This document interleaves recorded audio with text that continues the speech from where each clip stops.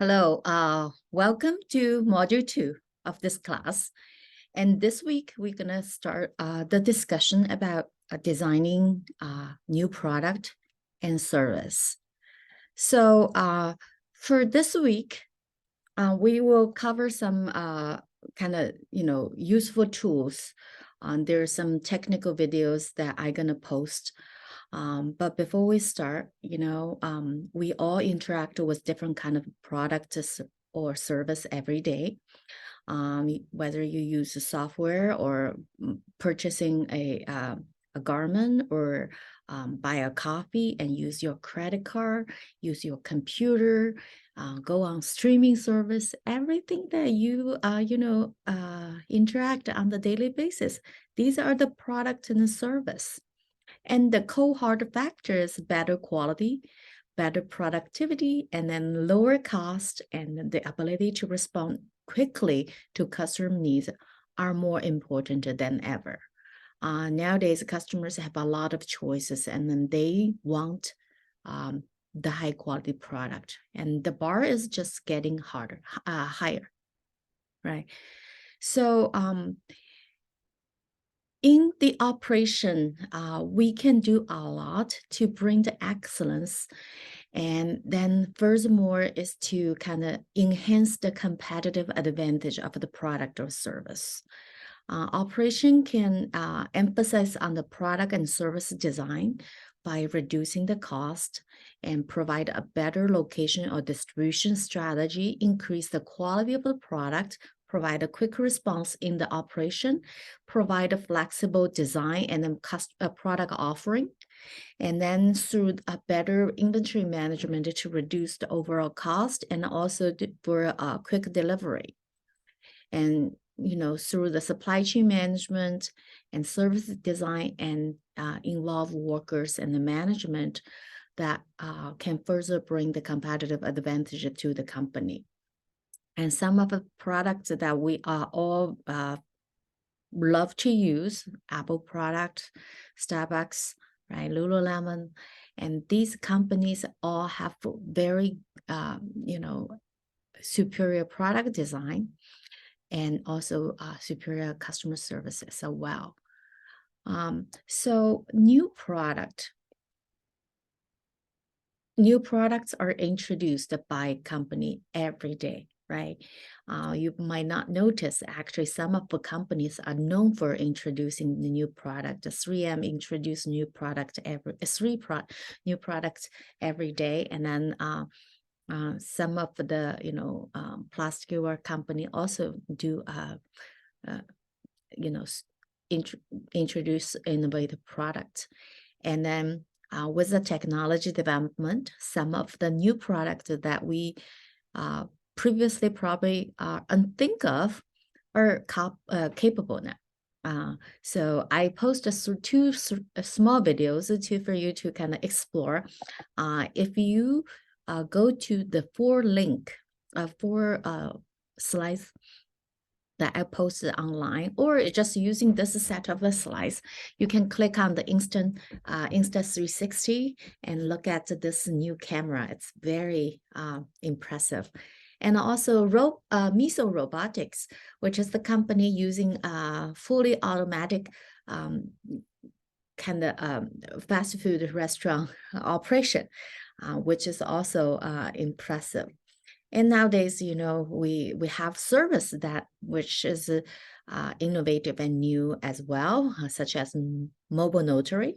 If you buy a house nowadays, you can actually sit in your own home and then, have the notary come to your house to do all the paperwork. And you can buy with the buy now and pay later with the services such as Affirm. Right, all these are new services that introduced relatively recently, and company, when they introduce a new product or service, they have a specific kind of strategic focus, and then we also learned that companies who introduce new products actually perform better company introduce new product or service more frequently, they perform better. Here is a kind of little data showing that the higher the percentage of the sales from the last 5 years, the more likely the firm is to be a leader. So this is successful companies usually introduce new products more often. Okay. Along with this new product design and then and delivery, we're gonna also look at the strategic focus for company when they introduce a new product. So the objective of product decision is essentially to implement a product strategy to meet the demand in the marketplace. So generally, we say company will have their strategy about how to compete in the market. And the strategy at a very basic level is essentially, differentiation or low cost, right? You can compete on pricing. Taco Bell is a low cost leader, or you can compete on differentiation. Now, differentiation can be many different things. It could be quality different, higher quality or low quality, location, or by particular design. So differentiation can mean a lot of different things, right? Another type of a design that we many textbook and the literature call it a rapid response. Okay, so this is purely compete on the speed, right? Some will call this is a strategy competing on speed. Some call it a rapid response, and then more often recently you will see this for the category of a time-based competition, which is essentially those companies focusing on competing, deliver the product quickly, right? So they very much focus on the product, from design to the market, and that time, I could elaborate a lot on that lead time, right? You have the design and develop this product, and also you have a production and delivery of the product. And then time-based competition has been a major tool for some of the new companies rising in the market, such as Amazon. They're known for 2-day prime delivery, right? And then there's some other companies also focus on lead time reduction and then time-based competition. Okay, I have 2 more kind of video clips talk about Caterpillar's strategy and the Starbucks strategy. You can click on those videos to read about those companies' strategy. Okay, so in this module we will cover 2 techniques. One is product life cycle analysis. So the concept is fairly simple, right? We say that when company will introduce the product or service, this will go through a stage of growth and mature and decline, right? Which is quite understandable. But there is no specific length of each stage, because for each product or service, the duration of a stage is different. It's very much based on how a company reacted to the market, and then how can they focus on increase the sales, and then managing the cost and then profit. Generally speaking, during the introduction stage, companies will experiencing a loss stage, which means that their production cost is higher than the revenue generated through those sales. But as product grow and mature, gradually the sales revenue will pick up, and then company will see the profit. Now, this is the product life cycle is basically defined by the revenue and cost associated with this product. But underneath that, when we see this, on the surface, you see the revenue and the cost, but in the back end is really the investment that company put into those products. Are companies continue to increase the capital investment? Are they introduce more labor, more workforce into this production of the product? Are they enforcing the management, right? So what we see at the surface is the revenue growth over the product life cycle. But underneath that is the operation capacity change, okay? Another associated with the product life cycle is a well-known strategy called BCG portfolio analysis. So this is a Boston Consulting Group growth share portfolio analysis. And this is generally speaking that they categorize product into four group, right? Stars, cash cows, and question marks, and stars.